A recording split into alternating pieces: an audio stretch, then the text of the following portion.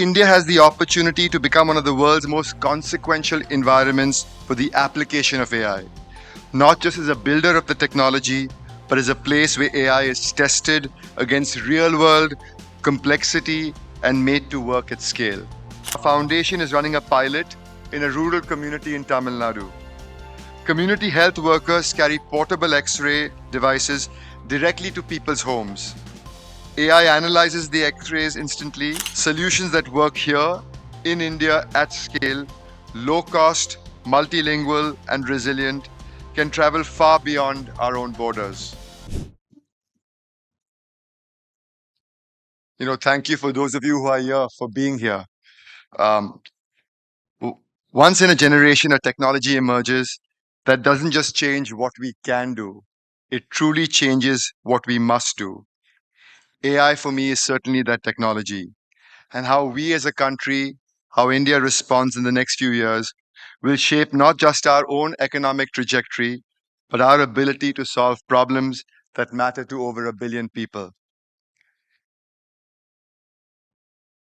For the past several years, the conversation around AI has focused just not on the possibility. What can it do? How powerful could it become? How quickly could it evolve? But we are now at an inflection point. The conversation has fundamentally shifted from possibility to practicality, from experimentation to adoption, and from pilots to scaled impact. This shift matters, and it matters tremendously because technology creates value only when it is applied to solve real world problems responsibly and at scale. So, what does this moment mean for India? It means India has the opportunity to become one of the world's most consequential environments for the application of AI, not just as a builder of the technology, but as a place where AI is tested against real world complexity and made to work at scale. Our context as a country is demanding.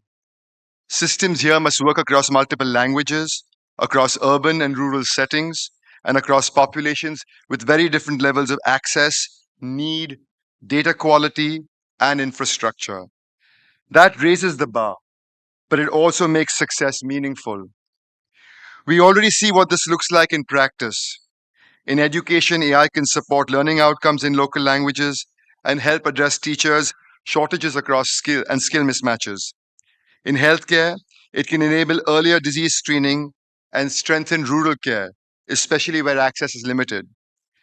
And in public services, it can help build smarter, safer infrastructure and reduce leakages in welfare delivery.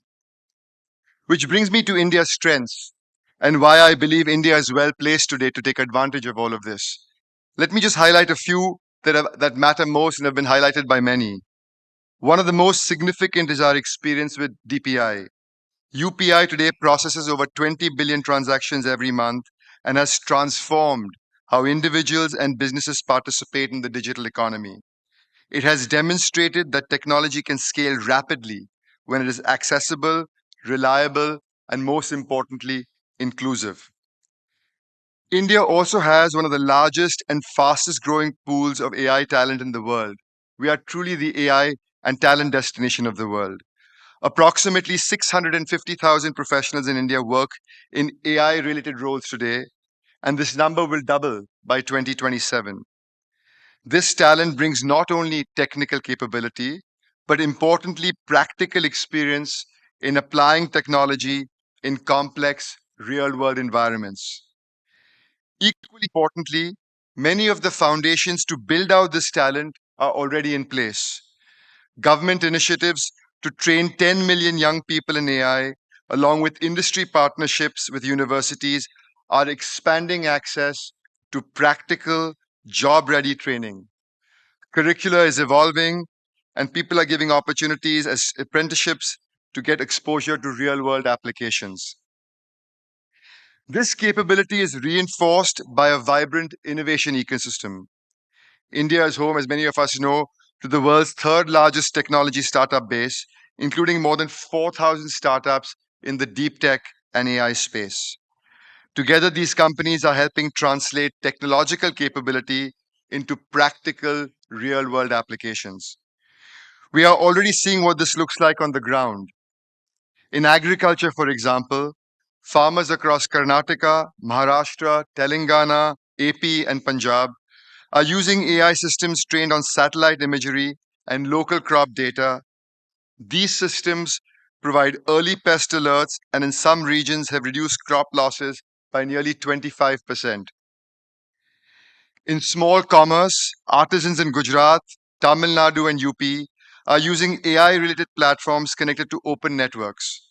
Products are automatically cataloged, descriptions translated across languages, prices optimized, and logistics coordinated, allowing small sellers to reach markets that were once out of reach.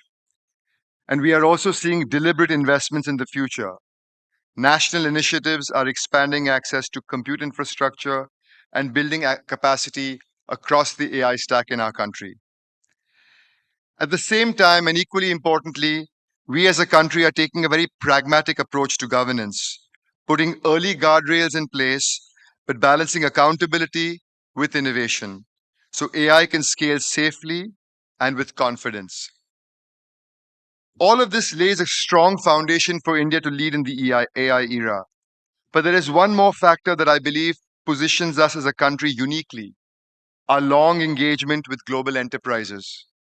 Today, the constraint, as many have said, is not access to technology. The real world begins when AI is introduced into large, real world organizations. In those environments, technology has evolved over many years. Application landscapes are complex, data is fragmented, workflows are siloed, processes vary across geography, business units, and regulatory regimes. Decision making is rarely uniform. Making AI work in this environment means modernizing legacy architectures. It means curating and labeling data to create highly specialized context aware models. It means orchestrating across agents in ways that are reliable and secure. And it means earning confidence of security teams, risk leaders, regulators, and critically, the people who are expected to use these systems every day. This is where a more practical pattern has emerged in enterprises. Models designed for specific processes or decisions tend to deliver the most reliable results. When AI is closely aligned to a defined workflow, it becomes more predictable, easier to govern, and more effective over time. What enterprises need today is not a model that does everything, but models that do the right thing consistently inside how work actually happens. But technology alignment alone is not enough.